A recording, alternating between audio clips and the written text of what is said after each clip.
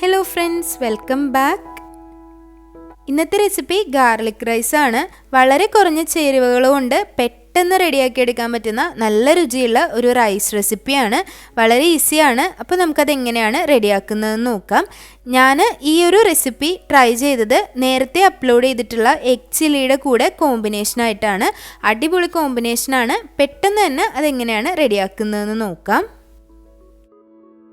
Rice റെഡിയാക്കാൻ വേണ്ടി 1 cup അളവിൽ ബസ്മതി റൈസാണ് എടുത്തിട്ടുള്ളത്. നല്ല ക്വാളിറ്റി ബസ്മതി റൈസ് എടുക്കാൻ നോക്കുക.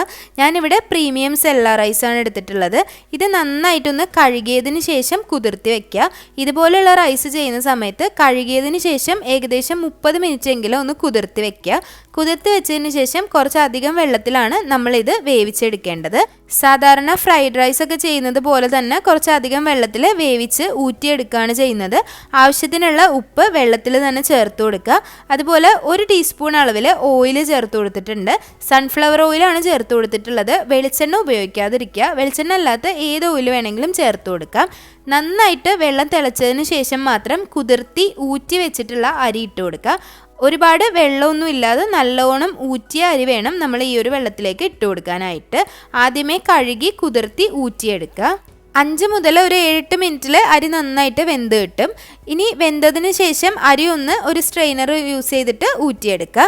അപ്പോൾ ഈ ഒരു അരി എങ്ങനെയാണ് വെന്തതെന്ന് അറിയാനായിട്ട് ഇതുപോലെ ഒന്ന് കൈവച്ച് ഒടിച്ച് നോക്കുമ്പോൾ അത് പെട്ടെന്ന് തന്നെ ഒടിഞ്ഞ് വന്നാൽ അത് വെന്തിട്ടുണ്ടാവും. ഒരുപാട് അങ്ങ് വേവിച്ചെടുക്കരുത്.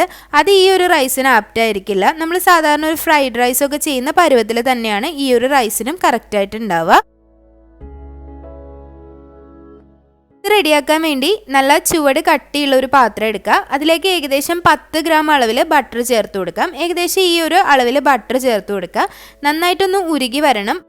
തീ എപ്പോഴും ഒരു മീഡിയം ഫ്ലെയിമിലാണ് ബട്ടർ ഉരുക്കുന്ന സമയത്ത് വെക്കേണ്ടത്. അതിനുശേഷം ഹൈ ഫ്ലെയിമിലേക്ക് വെക്കുക. ഒരു 15 അല്ലി വെളുത്തുള്ളി ചെറുതായിട്ടൊന്ന് ചോപ്പ് ചെയ്തത് ഇതിലേക്ക് ചേർത്ത് കൊടുക്കുക. ഒരു 2-3 ഇഞ്ച് കനത്തിലുള്ള ഇഞ്ചിയും ഇതുപോലെ ഒന്ന് ചെറുതായിട്ട് ചോപ്പ് ചെയ്തിട്ട് ഇതിലേക്ക് ചേർത്ത് കൊടുക്കുക. ഒരുപാട് ഇഞ്ചി ചേർക്കണ്ട. വെളുത്തുള്ളി എടുത്തതിൻ്റെ പകുതി ഇഞ്ചിയാണ് ചേർക്കേണ്ടത്. കുറച്ച് സ്പ്രിംഗ് ഓണിയൻസ് ഇതിലേക്ക് ഒന്ന് കട്ട് ചെയ്ത് ചേർത്ത് കൊടുക്കുക. അതുപോലെ തന്നെ കുറച്ച് മല്ലിയില കൂടി ചേർത്ത് കൊടുക്കുക. അപ്പം നിങ്ങൾ ഒരുപാട് മല്ലിയിലയും ഇതൊന്നും ചേർക്കണ്ട. സ്പ്രിംഗ് ഓണിയൻസ് കുറച്ച് കൂടുതൽ എടുത്താലും കുഴപ്പമില്ല. മല്ലിയില കുറച്ച് ചേർത്താൽ മതി.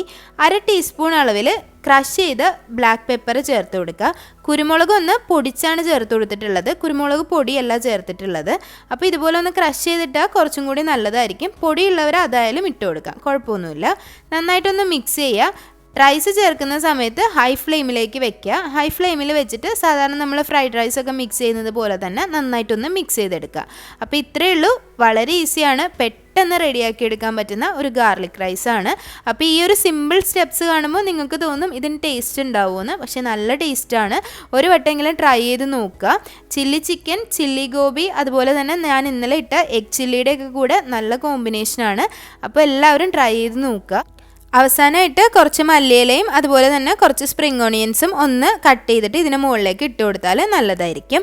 അപ്പോൾ എല്ലാവരും ട്രൈ ചെയ്ത് നോക്കുക. സിമ്പിൾ റെസിപ്പിയാണ്. അപ്പോൾ ട്രൈ ചെയ്തിട്ട് അഭിപ്രായങ്ങളൊക്കെ കമൻറ്റ് ബോക്സിൽ അറിയിക്കുക. അതുപോലെ വീഡിയോസൊക്കെ ഇഷ്ടമാവുന്നുണ്ടെങ്കിൽ ചാനൽ സബ്സ്ക്രൈബ് ചെയ്യാൻ മറക്കരുത്. സബ്സ്ക്രൈബ് ചെയ്യുമ്പോൾ കൂടെയുള്ള ബെല്ലൈക്കൺ കൂടി പ്രസ് ചെയ്യുക. അതിൽ ഓൾ എന്നുള്ള ഓപ്ഷൻ തന്നെ പ്രസ് ചെയ്യാൻ മറക്കരുത്. അപ്പോൾ ഇനിയും നല്ല റെസിപ്പിയായിട്ട് വരുന്നത് വരേക്കും താങ്ക് യു.